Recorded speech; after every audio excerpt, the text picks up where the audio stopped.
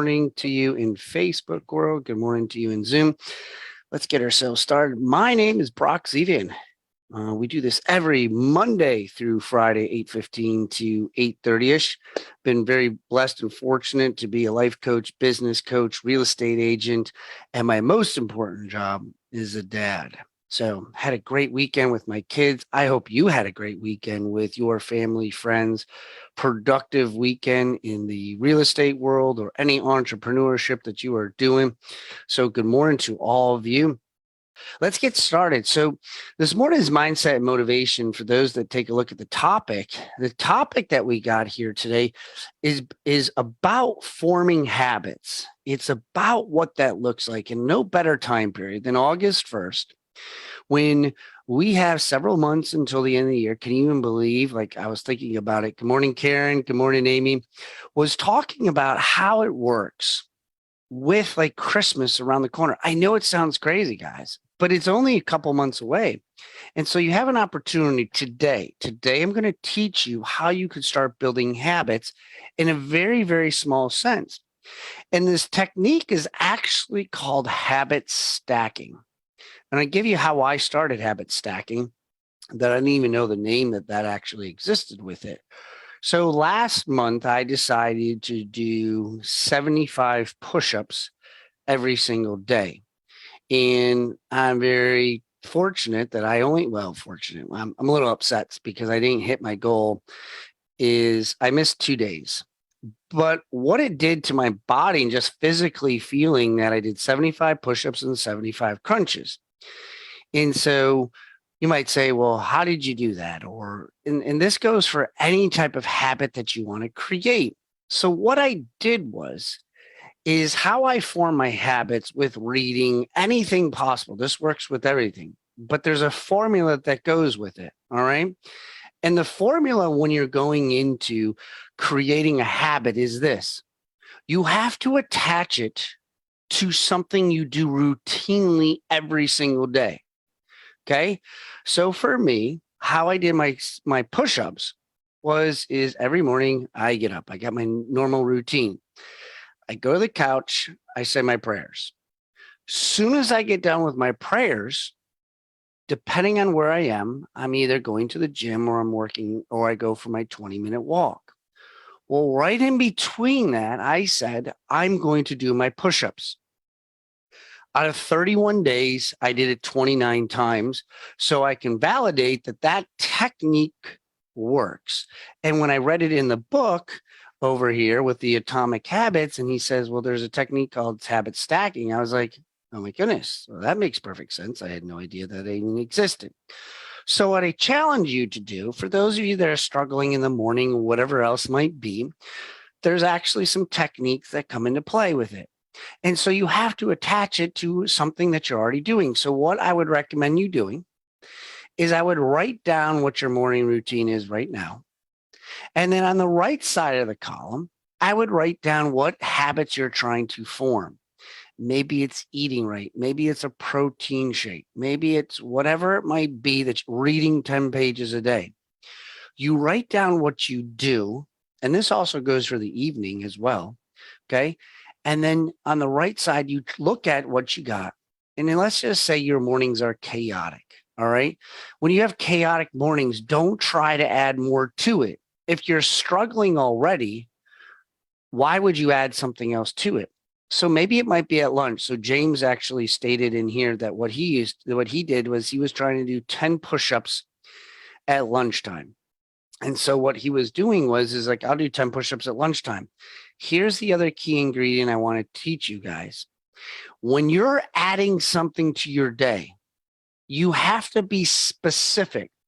So Nicole and Karen, those that I see here on my Facebook over here, is when you're looking for something, when you're trying to put it inside your brain.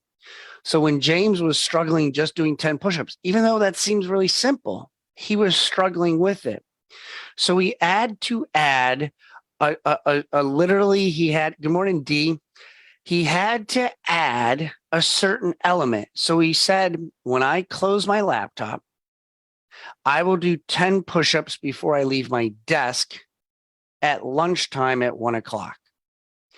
So whatever it might be, you have to add a time and a location and a measurable to it. So I knew when I was doing my push-ups that after my prayers, I was doing 75 push-ups before I would go either to the gym or before I would go for my 20-minute walk.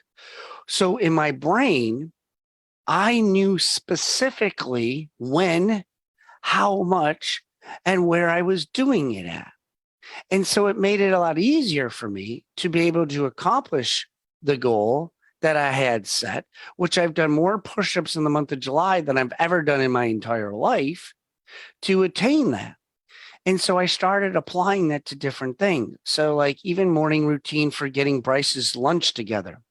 Every time I finish dinner, now get this, guys, the night before, I place in my, before I go to put the stuff in the dishwasher, I have a container ready for Bryce's lunch.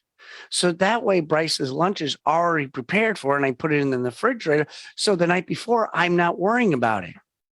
So it fits into it for what I'm trying to do. So at the dinner, before the dishwasher, Bryce's lunch, I get the contain his cooler or his lunchbox, and I get it all prepped, and it goes in the refrigerator with the lunchbox. Yes, I put the lunchbox in the refrigerator. Why is that? So I don't forget it. Okay. I used to take my car keys and I used to put my car keys in the refrigerator. Why? Well, I need my car keys when I have to get to go to leave. So wherever I need to, whatever I need to take with me so I don't forget, I would put my car keys there. These were little tricks that I did, but these habits, especially what he says in here, help you create cues and triggers inside of your brain to be able to help you with your habits. Now, here's the thing, guys. If you are doing this, AD, I know it's Atomic Habits. So when I read my Atomic Habits, one of the things is like I have the book as well as I listen to it on Audible, and then I make notes in my book. So that helps me. That's how I do all my readings and how I do all my books. But why I'm stating this is Mike Kastner, as always, is going to come on here very shortly. And him and I were talking this morning, and I said, Mike, I think it's very important that people who are listening this morning understand the habits you've created with your sphere of influence, because you hear him say over and over and over and over and again. I listened, for those that listened to me last week when I was up in Michigan, I love this line. Being consistently good is better than being occasionally great. And I love that saying. Consistently good is better than being occasionally great. And Mike has gotten consistently good with the sphere of influence. And he's gotten consistently where he keeps doing it over and over again and formed this habit. So I asked him today, I said, Mike, listen, everybody hears what you're saying with your sphere of influence. Great, wonderful, love it. But I want you to give examples today of what it is that you're actually talking about. I want you to dive in deeper so those that are listening today can actually hear more along the lines of what it is that you're doing. So that way, in any type of business, whatever you're doing out there, if you form these habits, Mike might say, well, I make my 10 phone calls and these are the conversations I say. And if whatever it is that you're doing in your business, I want you to look at your morning routine and I want you to apply, instead of doing 10, maybe you're doing 5, whatever that might look like. So that way you can implement it into your day. So, Mr. Castor, I'm going to bring you on here. Well, actually, you can bring yourself on here without your mute button there. So, and if you're able to go to video, Mike, that would be great. So that way I could add you here to our Facebook instead of just seeing Big Mike. Wait, are you not seeing my picture? It says I'm there you are. No, now I got you. Oh. What's going on, bud? What do you got for us today? Well, it's Monday morning, and actually, usually I'm a little bit slow on Mondays, but hey, I'm up and at 'em. I'm ready to go. So, having at it. So, to kind of get into what you said a little bit, what does it actually look like in the practical sense? So every day I try to touch into my sphere. So on a practical matter, I'll usually go through my phone, pick out a letter, the next letter of the alphabet. I go in order, and then I will try and either call or text those people in that order. Now there are some people in obviously my phone that I don't do, like, I don't know, somebody who I just don't really have a relationship. Maybe it's another real estate agent that I did a deal with 6 months ago. So I'm like, it's not absolutely everybody. So I'll go through and kind of look at it. So that's the number one thing that I'll do to try and touch within my sphere. And then the number two is through your CRM.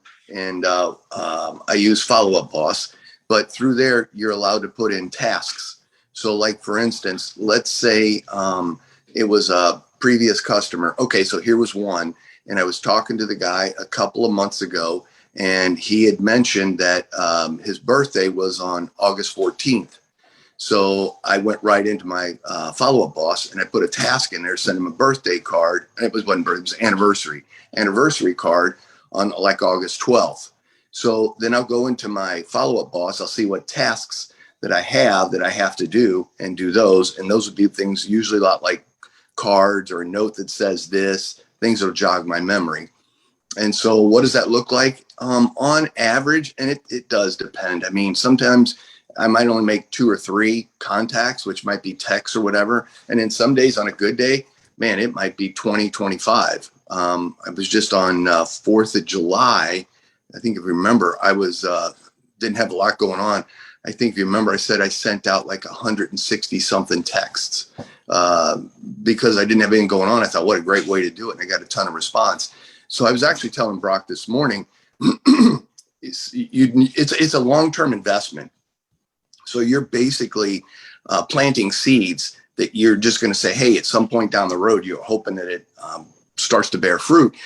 And what I was telling Brock, what happened was about 2 years ago, I knew these people through a mutual friend who said, hey, the husband's in the military, getting ready to be transferred overseas. We don't want to sell our house. We felt like it wasn't the time. So would you manage it? And I was like, sure, we'll manage it.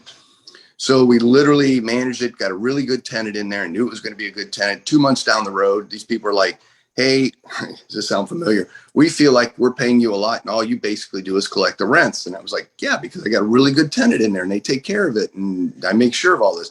Like, so we think we're just going to manage it ourselves.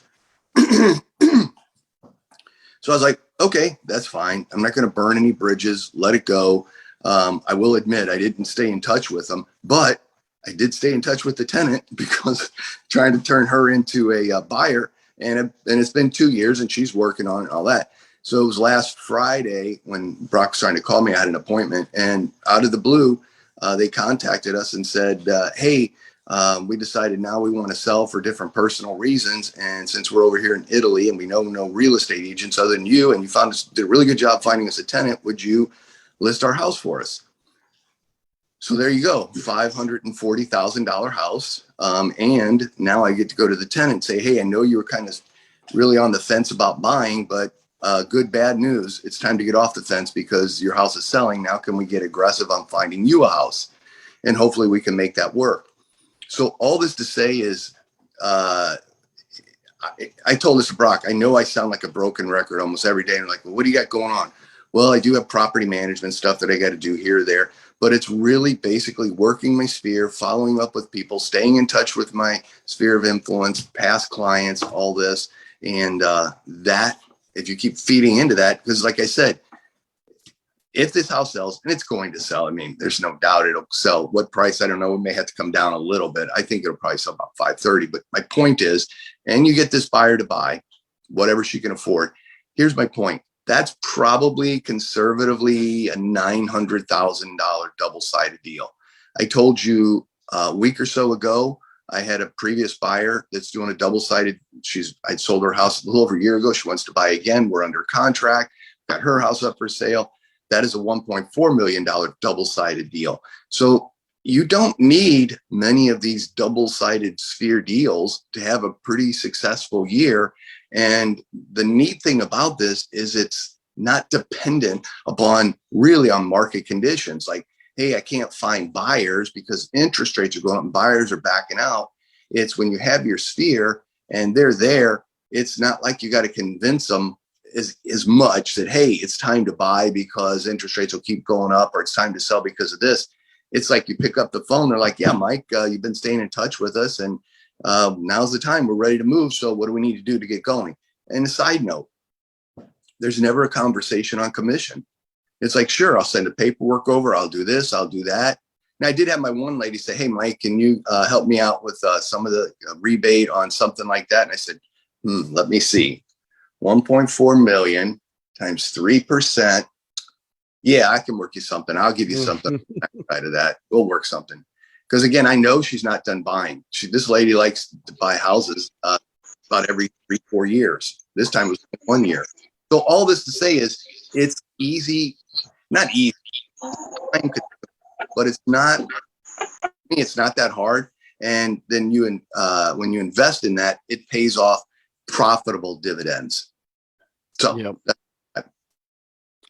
No, and guys, a lot of this stuff that Mike says, and that's why I love it, is like this stuff is not complicated. We make it complicated inside of our brains and how we can do this, and it's just the process and it's the habits of literally, like, guys, no joke. Like Mike was laughing. We always joke. Mike's like, I wonder if it's 8:00. Boom, I'm calling him at 8:00. Like, it's just a habit that I have that at Mondays, this is the person I call. Tuesdays is what happens. Wednesdays is what happens. Like, as soon as I get off this guy's at 8:45, I bring in Brielle. I know I'm back by 9:15. I just looked at the expireds and withdrawals. It's the first of the month. There's 40 of them. It's going to take me 90 minutes. It's going to get me to almost 11 o'clock. Like, it's just clockwork of what it's habit forming to be able to create this. So at the end of the day, if you hit all your habits, which then become discipline, you're going to be like, boy, I had a really productive day. Now, whether or not I got an appointment is something different. Whether or not, how many times did Mike say, I didn't get anything today? I didn't get anything today. I use the bamboo tree all the time. They water it for 5 years, and then it gets to a magical spot, and then it grows 90 feet in 6 weeks. It happens. But I always say, did the bamboo tree grow in 5 feet for 5 years and 6 weeks, or did it grow 90 feet in 6 weeks? No, it took 5 years and 6 weeks for the thing to grow. So when Mike reaps the rewards, it's not the boringness that he went through the last 2 months. When it hits, it hits. And for those of you, like literally, I got a listing Friday, and I shared with you guys, but like, Brock, how'd you get it? Was a FISBO expired? It's like, no, it was a mass text to my KV Core contact saying, if you know anybody looking to buy or sell in the next 30 days, please feel free to contact me. I love to be able to share with them how I can help them. That was it, guys. 4 appointments came from it. One, I've already got the document signed. I don't even know where the paper is, but I screenshot the team by asking that question. Scott, I don't know if Scott's on here still. He has his other call. But Scott, I asked Scott the other day about social media. He says, my social media is terrible. I said, well, how come it's terrible? He goes, well, I'm just not doing it. I said, well, show me in the calendar where it is. Well, I don't have it in my calendar. Well, social media is not terrible, and you're not bad at it. You just don't have it in your calendar. Form habits, guys. That's going to make you money. And guess what? I promise you, your bank account will grow. But if you don't do it, if you don't do your sphere of influence, like Mike said, calling him up. D just said it here. I sent him a video text. Do BombBomb. Do Loom, LOOM. Do Hangout. Do Facebook voice messages. Whatever it is. My line's always, I was driving around in your area and I thought of you. Just want to reach out to you. Talked about my lunches, my coffees. Are you doing this? Do you have it in your calendar to set it up? Anyways, I can keep on going. But so real quick here is in Facebook messages is free. Google Hangout is free. Like all these things are free that you got. So anybody got any last minute comments or questions or anything that they like to add to either Mike or myself on what he's doing or anything else? Hey, by the way, if the commission came out with a monthly bulletin, and if you guys, you get it and get so many emails, probably don't pay a lot of attention, but check it out on the back. There was a number of people that got in trouble because they didn't pull the septic permits, and septic permits were wrong. They didn't check to see if the improvements had permits, and couple people, 1 or 2 people didn't do the measurements, square footage, and some of them were some serious penalties. So just side note there. Read that. Interesting read. And for the record, my name was not in there. It's been quite some time since my name hasn't been in there. So I'm very excited about that. True, but there was a Charlotte firm that got into trouble that a lot of people may know. So that'll entice you to read the bulletin, see who that Charlotte was. Well, and here's the other thing, guys, real quick, and a completely side note. I guarantee you, all those companies that are in trouble for whatever they did, their compliance team did not do a very good job of managing that, because I just know with EXP, they're like compliance hawks that they got on us. But you got to make sure whatever company you're with, that your compliance team, because septics and measurements, those are all requirements that you need to have. So you better check in with your compliance team to make sure they're keeping you out of real estate jail, because I know what it's like to be on that bulletin. It was not fun. But all right, guys. Mike, thanks, buddy, for being on here. Facebook world, thank you so much for taking time. If you're watching the recording, please feel free to write any comments or anything else that you have on there. Feel free to direct any messages or comments that you have to either Mike or myself. Listen, this is our job. We love coaching. I love coaching people. If you know anybody looking for either a business coach, life coach, a real estate coach, let me know. Love to be able to help you out. Feel free to reach out to me. And Facebook world, thank you so much. We will see you tomorrow.